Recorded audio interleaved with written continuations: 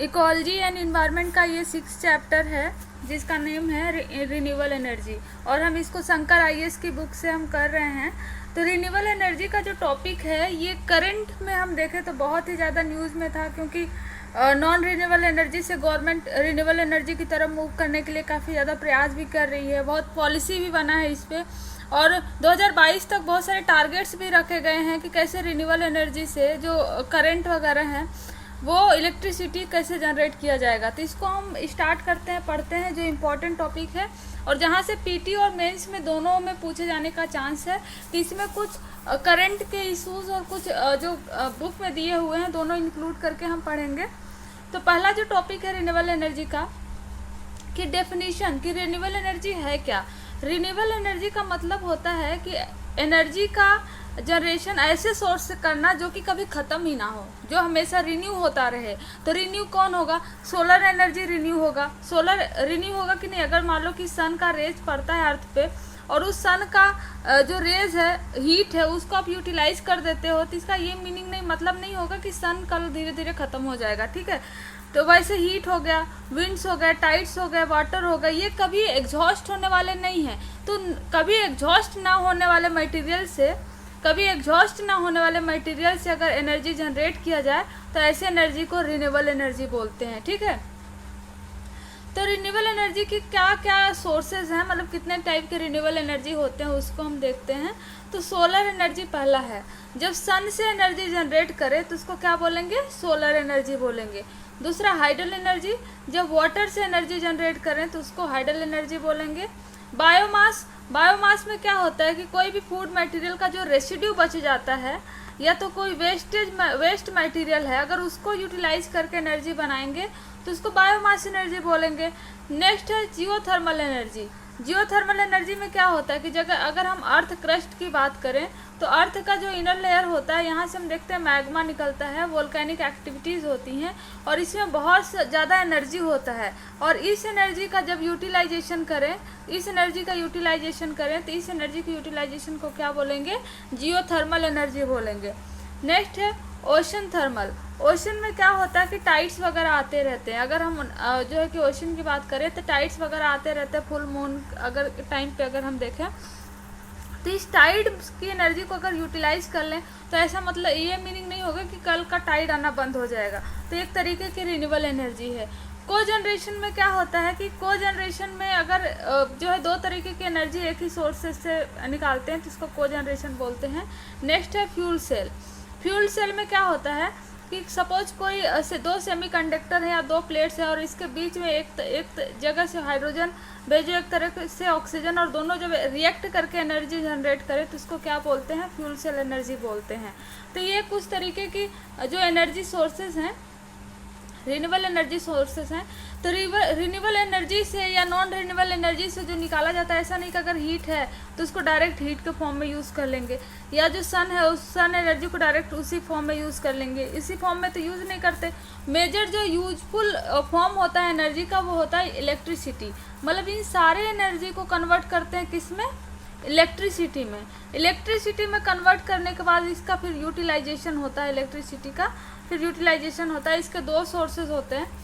पहला होता है प्राइमरी सोर्स। अगर इलेक्ट्रिसिटी जनरेट करने की बात करें तो इलेक्ट्रिसिटी दो सोर्सेज से जनरेट होता है।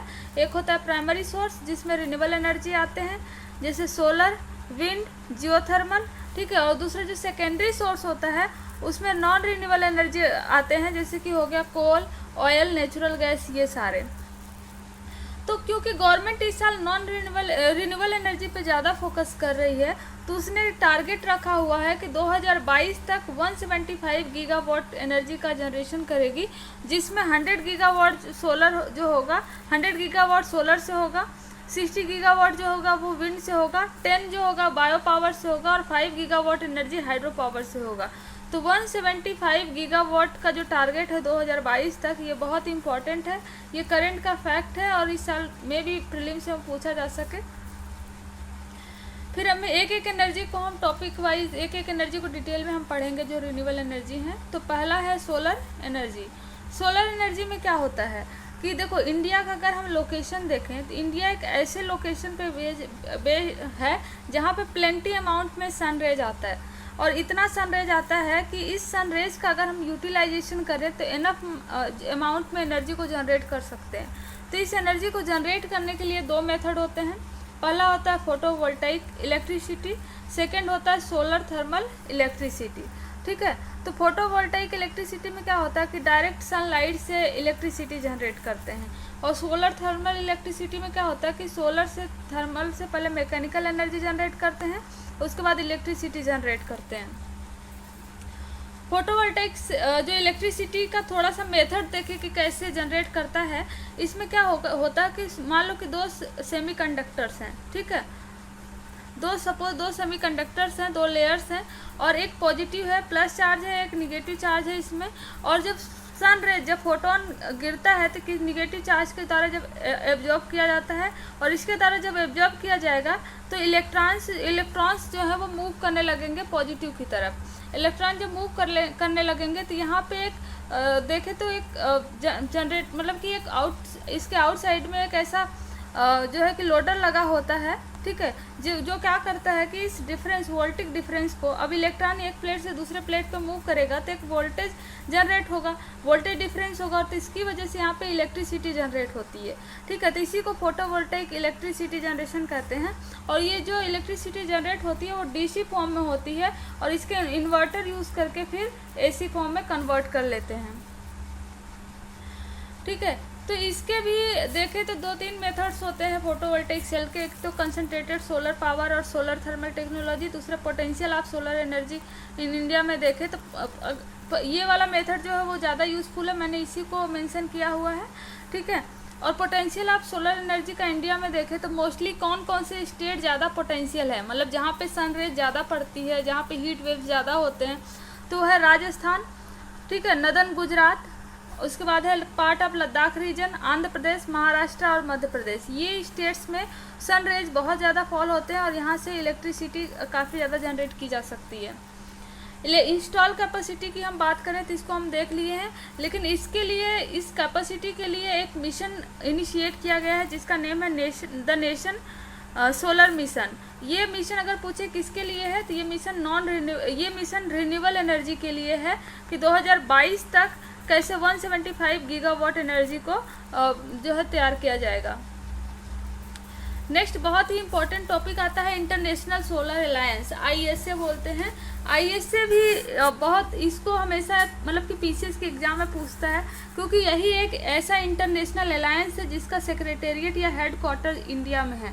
अदरवाइज कोई भी ऐसा इंटरनेशनल अलायंस या इंटरनेशनल ऑर्गेनाइजेशन नहीं है जिसका हेड क्वार्टर इंडिया में है, except the international solar alliance. और कहाँ पे है ये? गुड़गांव हरियाणा में। ठीक है, ISA का सेक्रेटेरिएट जो है गुड़गांव हरियाणा में है। इसमें टोटल 121 मेंबर हैं, और ये COP21 क्लाइमेट कॉन्फ्रेंस जब पेरिस में हुआ था, COP21 मतलब जब 21 मीटिंग हुई थी उसमें इसको बनाया गया था। इसमें 121 कौन से मेंबर हैं? सपोज ये अर्थ है और यहाँ से जो इक्वेटर जाता है, तो इक्वेटर के आसपास जो कंट्री हैं जहाँ पे सन रेज इनफ फॉल होता है कि वो सन रेज से इलेक्ट्रिसिटी जनरेट कर सके, एनर्जी जनरेट कर सके, यही 121 कंट्री इसमें आते हैं। और जो पोलर वाला रीजन है वहाँ पे सन रेज ही नहीं आएगा, तो वो कंट्री कैसे इन्वॉल्व होंगे इंटरनेशनल सोलर अलायंस में। नेक्स्ट है इंटरनेशनल रिन्यूएबल एनर्जी एजेंसी। तो इंटरनेशनल सोलर अलायंस में याद रहे कि बस 121 कंट्री हैं, लेकिन रिन्यूएबल एनर्जी में तो सिर्फ सन ही तो नहीं होता ना, सोलर एनर्जी ही नहीं होता, इसमें विंड एनर्जी भी होता है, इसमें थर्मल एनर्जी भी होता है, जियो थर्मल एनर्जी भी होता है। तो इसके एक अलग से एक मेंबर्स नेशन है जिसमें 150 मेंबर हैं, जिसका नेम है इंटरनेशनल रिन्यूएबल एनर्जी एजेंसी, और इसका हेड क्वार्टर कहाँ पे है? आबू धाबी में। तो इसमें कंफ्यूज होने वाली बात नहीं है। एक का हेड क्वार्टर जो है इंटरनेशनल सोलर अलायंस का इंडिया में है, गुड़गांव में है, हरियाणा स्टेट में, और इंटरनेशनल रिन्यूएबल एनर्जी एजेंसी का हेड क्वार्टर जो है वो आबू धाबी में है, जिसमें 150 मेंबर्स हैं।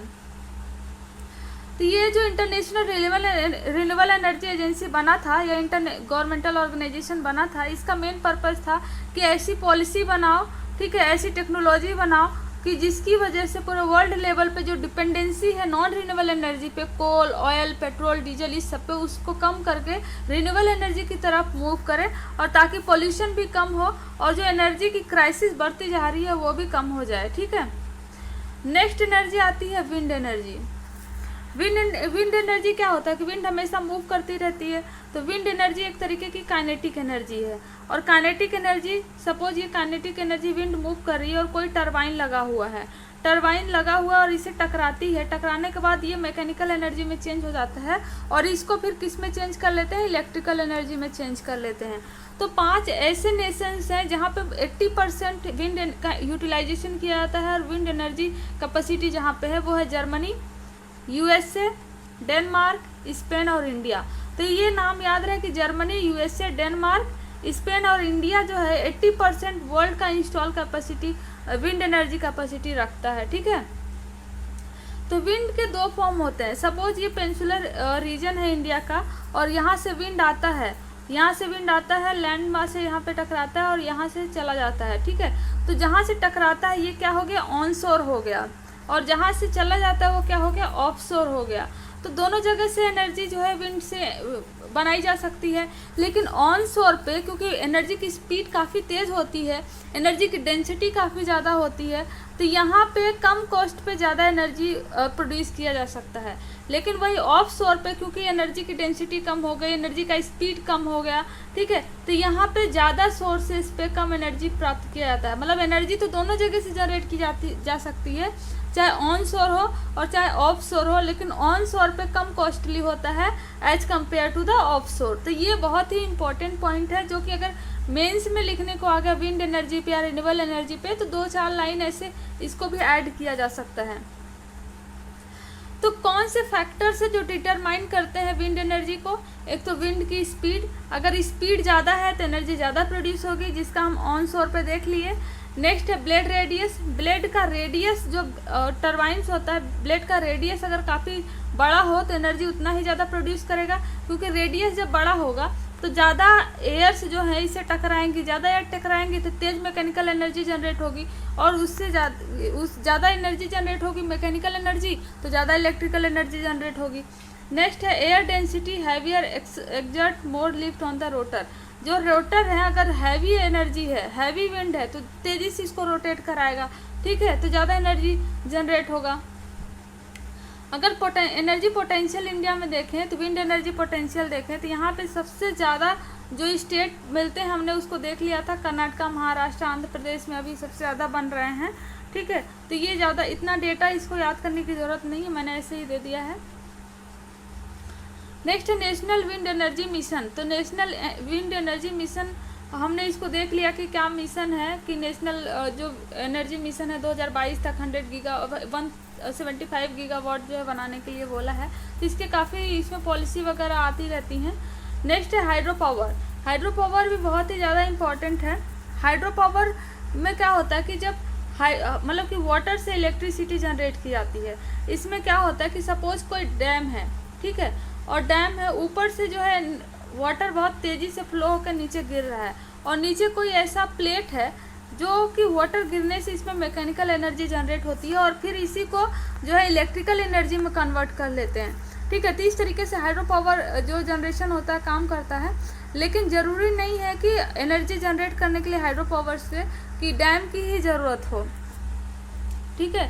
तो स्मॉल जो हाइड्रो पावर होते हैं उससे भी एनर्जी जनरेट किया जा सकता है, क्योंकि लार्ज अगर हाइड्रो पावर डैम बन जाता है उसमें बहुत सारे प्रॉब्लम्स आते हैं, जैसे टेहरी और नर्मदा का देख लेते हैं, तो वहाँ पे बाढ़ वगैरह आने के ज़्यादा चांस होते हैं और बाढ़ वगैरह आते भी हैं।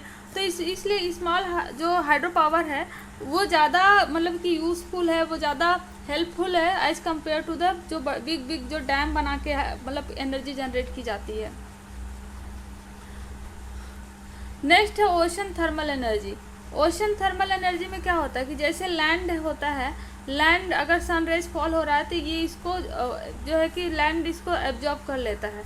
सेम ऐसे सी होता है, ओशन होता है कि अगर सनराइज फॉल हो रहा है तो इसको एब्जॉर्ब कर लेगा, और इसी थर्मल एनर्जी को जब यूटिलाइज करते हैं इलेक्ट्रिसिटी जनरेट करने में, एनर्जी जनरेट करने में, तो इस प्रोसेस को क्या बोलते हैं, ओशन थर्मल एनर्जी कन्वर्जन। मतलब ओशन का जो थर्मल एनर्जी है उसी को कन्वर्ट करके इलेक्ट्रिकल एनर्जी में जनरेट कर लेते हैं। तो इस तरीके से भी एनर्जी जनरेट की जाती है ओशन थर्मल एनर्जी के द्वारा। नेक्स्ट है वेव एनर्जी। वेव एनर्जी में क्या होता है कि interaction of wind with the surface of sea. जब सी के सरफेस से और यहाँ जो है कि विंड टकराती है तो यहाँ पे एक वेव जनरेट हो जाता है वाटर में, ठीक है। तो इसी वेव को अगर हम देखें तो अगर ऊपर से नीचे जाए तो इस वेव के वजह से एक टेम्परेचर डिफरेंस भी वो क्रिएट होता है, तो इससे भी एनर्जी जनरेट की जा सकती है। नेक्स्ट है टाइडल एनर्जी। टाइडल एनर्जी हम सब जानते हैं कि फुल मून के टाइम पे यहाँ पे जो मतलब कि जो रीजन होता है, लैंड वाला रीजन होता है, यहाँ पे टाइड्स, बहुत बड़े बड़े टाइड्स आते हैं। तो ये टाइड्स को अगर यूज़ करके एनर्जी जनरेट कर लें तो ऐसा नहीं है कि नेक्स्ट टाइम उस प्लेस पर टाइड्स ही नहीं आएंगे। तो टाइडल एनर्जी या वेव एनर्जी, इन दोनों फॉर्म से भी इलेक्ट्रिसिटी या एनर्जी किसी फॉर्म में जनरेट किया जा सकता है, ठीक है। नेक्स्ट आता है बायोमास। बायोमास में क्या होता है कि सपोज कोई फूड मटेरियल है या एल्गी है, कुछ ऐसी प्लांट्स हैं जिसका यूटिलाइजेशन जो है एज ए रेसिड्यू फॉर्म में बचा हुआ है, अगर उसको यूटिलाइज करके एनर्जी जनरेट कर लें, मान लो हीट एनर्जी जनरेट कर ले पहले, और हीट एनर्जी को कन्वर्ट करके इलेक्ट्रिसिटी जनरेट कर लें, तो ये भी क्या है कि रिन्यूएबल सोर्स में आ जाएगा, क्योंकि वेस्टेज इतने ज़्यादा पड़े हुए हैं। अगर वेस्ट मटेरियल को यूटिलाइज कर लेंगे तो एक तरीके से रिन्यूएबल सोर्स में ही आएगा, क्योंकि वेस्टेज तो हमेशा निकलते रहते हैं, ठीक है।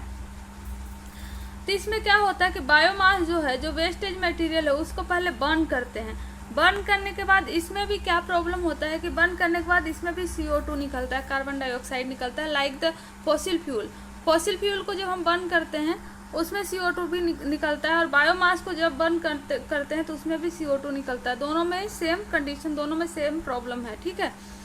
तो जो प्रोसेस है, जिस प्रोसेस से बायोमास को यूटिलाइज करके एनर्जी जनरेट करते हैं, वो उसमें 3 प्रोसेस आते हैं।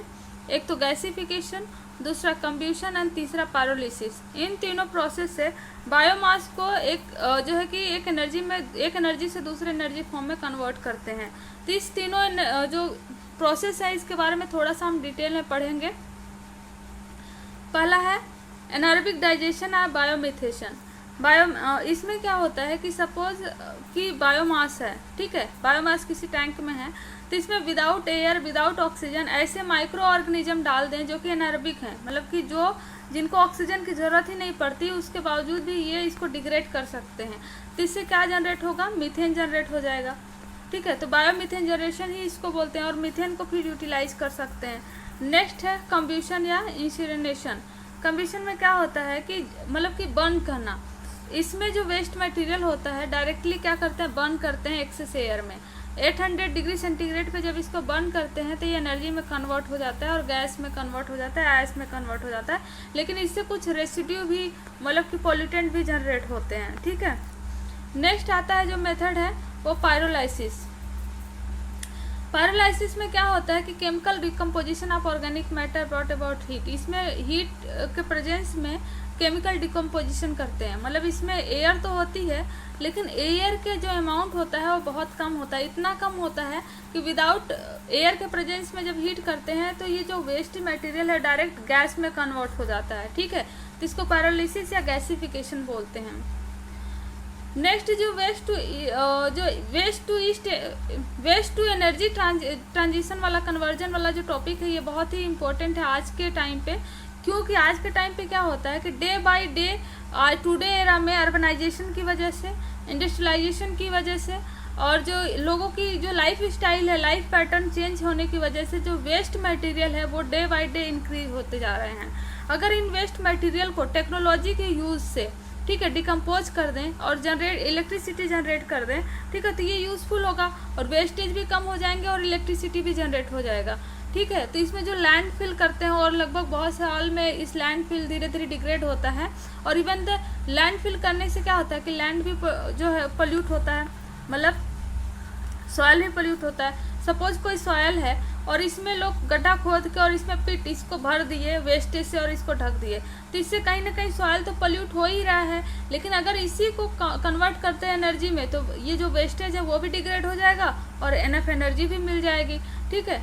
नेक्स्ट, लेकिन ऐसा करने के लिए इंडिया, खासकर इंडिया जैसे कंट्री के पास जो है बहुत सारे लिमिटेशंस हैं। पहला क्या है, चॉइस ऑफ द टेक्नोलॉजी बहुत कम है, मतलब पुअर टेक्नोलॉजी है या टेक्नोलॉजी बहुत हाई कॉस्टली है, ठीक है। नेक्स्ट है कि इम्प्रॉपर सेग्रीगेशन है यहाँ पे, और lack of the policy support भी मतलब कम है। तो बहुत सारे प्रॉब्लम है। अगर एग्जाम में पूछ ले कि what are the major causes, मतलब कि प्रॉब्लम्स जो एनर्जी सेक्टर में में है रिन्यूएबल एनर्जी में, तो इसको हम ऐड कर सकते हैं, इस 4-5 पॉइंट को डिटेल में इसके बारे में लिख सकते हैं, ठीक है।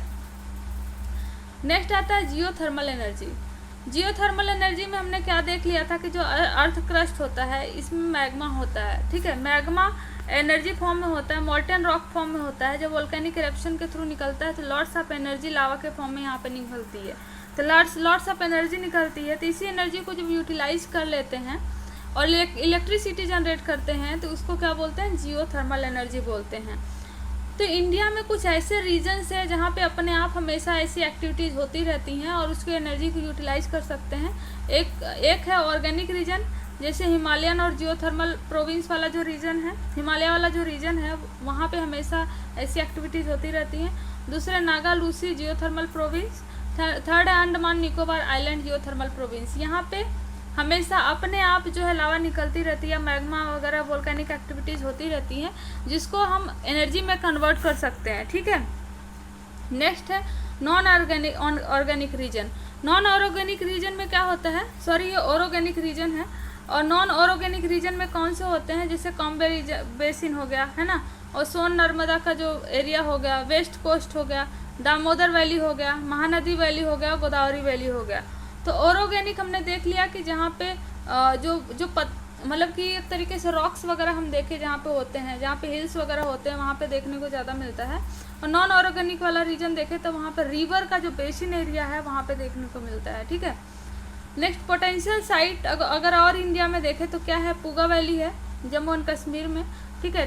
टाटा पानी है, गोदावरी बेसिन है, ठीक है। बारकेश्वर है वेस्ट बंगाल में, टुआ है, उनाई है और जलगौन है। तो ये कुछ जो पोटेंशियल साइट्स हैं जहाँ पे जियोथर्मल एनर्जी हमेशा जनरेट होती रहती है, ठीक है। तो अगर फिर चैलेंजेस की बात करें जियोथर्मल में, तो जियोथर्मल की एनर्जी में चैलेंजेस की बात करें तो वही सारी प्रॉब्लम, हाई जो जनरेशन कॉस्ट है, ड्रिलिंग कॉस्ट है, हाई है, ट्रांसमिशन बैरियर्स जो है कि ये सारे हैं, तो यही सेम प्रॉब्लम है। नेक्स्ट आता है फ्यूल सेल। फ्यूल सेल जो है इलेक्ट्रोकेमिकल डिवाइस है जो कन्वर्ट करता है केमिकल एनर्जी को फ्यूल डायरेक्टली जो है इलेक्ट्रिकल जो एनर्जी होती है डीसी उसमें। इसमें क्या होता है कि सपोज जो है कि 2 इलेक्ट्रोड हैं और एक जगह से हाइड्रोजन देते हैं, एक तरह ऑक्सीजन देते हैं। जब दोनों एक पॉइंट पे कंबाइन करते हैं तो वहाँ पे इलेक्ट्रिसिटी जनरेट होती है, ठीक है।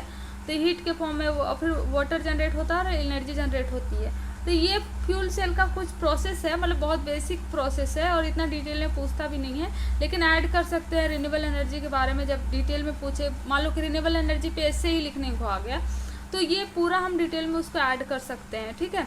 फ्यूल सेल को ऑटोमोबाइल ट्रांसपोर्ट में भी यूज़ करते हैं, फ्यूल सेल को पावर जनरेशन में भी यूज़ करते हैं। नेक्स्ट है REN21। REN21 जो है क्या है कि ग्लोबल रिन्यूएबल एनर्जी का मतलब कि एक पॉलिसी है मल्टी स्टेक होल्डर का ग्लोबल लेवल पे, बस इतना याद रहे, जिसमें गवर्नमेंट्स, इंटरनेशनल ऑर्गेनाइजेशन और इंडस्ट्री का एसोसिएशन होता है। तो ये टोटल रिन्यूएबल एनर्जी का टॉपिक था। रिन्यूएबल एनर्जी का जो चैप्टर था उसको हम जो है कंप्लीट किए। नेक्स्ट जो चैप्टर हम कंप्लीट करेंगे वो बायोडाइवर्सिटी वाला चैप्टर होगा।